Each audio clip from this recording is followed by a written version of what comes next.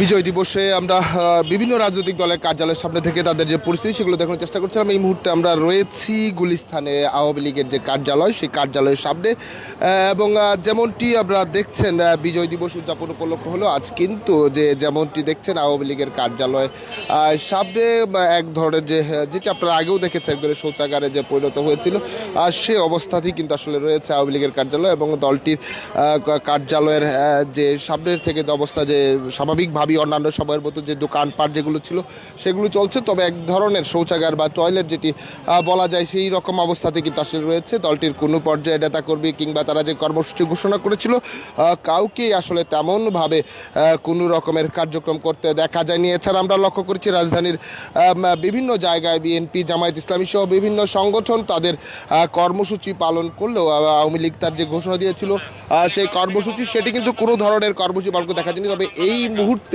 গুলিস্তানের যে আওয়ামী লীগের কার্যালয় সেই কার্যালয়টি এক প্রকার শৌচাগার বা ময়লার আবর্জনা যে ভাগার সেই জায়গাটি কিন্তু আসলে রয়েছে। তবে দলটির এই মুহূর্তে বিজয় দিবসকে কেন্দ্র করে তারা কর্মসূচি ঘোষণা করলেও কোনো ধরনের নেতাকর্মী কিংবা কাউকে কিন্তু আসলে গুলিস্তানের এই আওয়ামী লীগের কার্যালয়ে কিন্তু তাদের অবস্থান লক্ষ্য করা যায়নি। অন্যদিকে জামায়াত ইসলামী বিজয়নগর থেকে তারা একটি বিক্ষোভ মিছিল বিজয় মিছিল বের করেছে।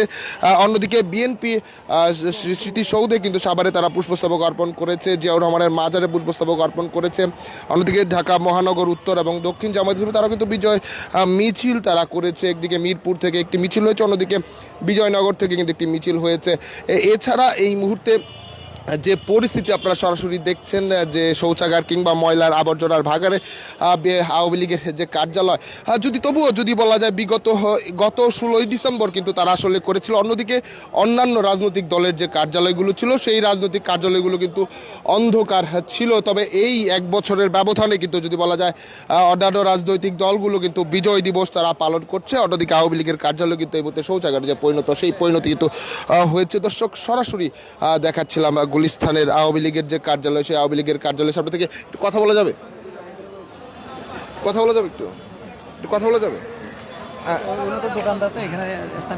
না দোকান, আমি এমনি জাস্ট পথচারী হিসেবে মানুষ হিসেবে কথা বলা যাবে। এই যে বিজয় দিবস আমরা লক্ষ্য করেছি, এর আগের বিজয় দিবসে আওয়ামী লীগের যে কার্যালয়টি একরকম মানে জমজমাট বা তাদের মানুষের আগম ছিল, এই এক বছরের ব্যবধানে আসলে বিজয় দিবস কেমন আসলে দেখছেন এবং এই কার্যালয়টি আসলে বিগত এই 15-16 বছর যাবত আসলে তো এখানে তো অনেক জমজমাট হইতো, অন্য দলের কোনো ইয়া ছিল না। কথা বলতে গেলে আওয়ামী লিগেরই শুধু সমাবেশগুলো হইতো বিজয় দিবসগুলোকে, কিন্তু আজকে এখানে একবার শুনশান পরিবেশ। এখানে কোনো আওয়ামী লীগ বা অন্যান্য কোনো দলের লোকজন এখানে নেই। আর অন্যান্য দলের লোকজন তো সব যার যার মতো করে যাচ্ছে, শহীদ মিনারে যাচ্ছে, স্মৃতিসৌধে যাচ্ছে, আনন্দ উল্লাস করতেছে। সেই সকাল থেকে আমরা দেখতেছি বিভিন্ন জায়গায়, বিশেষ করে পল্টন এলাকায় তো একেবারে জমজমাট অবস্থা। এই অবস্থা আর কি এখানকার। কেন এমনটি আসলে তারা কর্মসূচি ঘোষণা করলো কিন্তু নেই কেন আসলে কি মনে হয়? এগুলো আসলে ওরা কিছু খবর ছড়ানো, মাঠে লোকজন নেতাকর্মীদেরকে আসলে উৎসাহ দেওয়ার জন্য মাঠে নামানোর জন্য এগুলো বলে, কিন্তু কেউ তো আসলে জানে রিস্ক নিয়ে নামবে না। এখানে আজকের যে পরিস্থিতি, এখানে কে নামবে রাস্তায়? আওয়ামী লীগের ব্যানারে কে নামবে? সবাই তো জানের পরোয়া করে, সবাই তো ইয়া করে।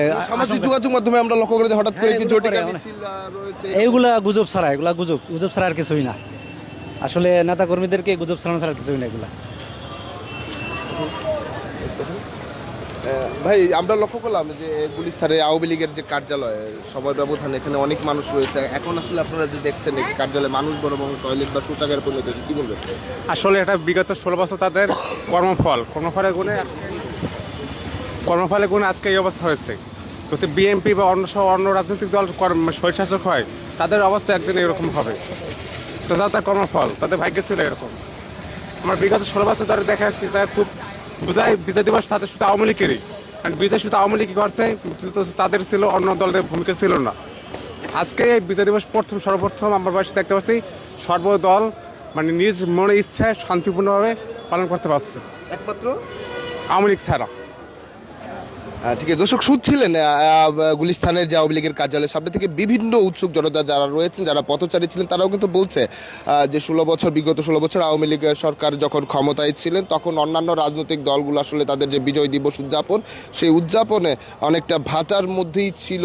যেমনটি আমরা কিন্তু আপনাদের দেখিয়েছিলাম যে গত বিজয় 16ই ডিসেম্বরে কিন্তু আসলে বিএনপি সহ বিভিন্ন রাজনৈতিক দলের কার্যালয়গুলো কিন্তু তালাবদ্ধ ছিল, যেহেতু জানুয়ারিতে নির্বাচন ছিল। নির্বাচন উপলক্ষে নির্বাচনে অংশগ্রহণ করাকে কেন্দ্র করে বেশ কিছু ঘটনা ঘটেছিল, যে ঘটনার কিন্তু একদিকে যখন আওয়ামী লীগের কার্যালয় আলোকিত উজ্জ্বল ছিল, অন্যদিকে কিন্তু বিপরীতে কিন্তু আমরা লক্ষ্য করেছিলাম বিএনপি সহ অন্যান্য রাজনৈতিক দলের কার্যালয়গুলো তো নীরব ছিল।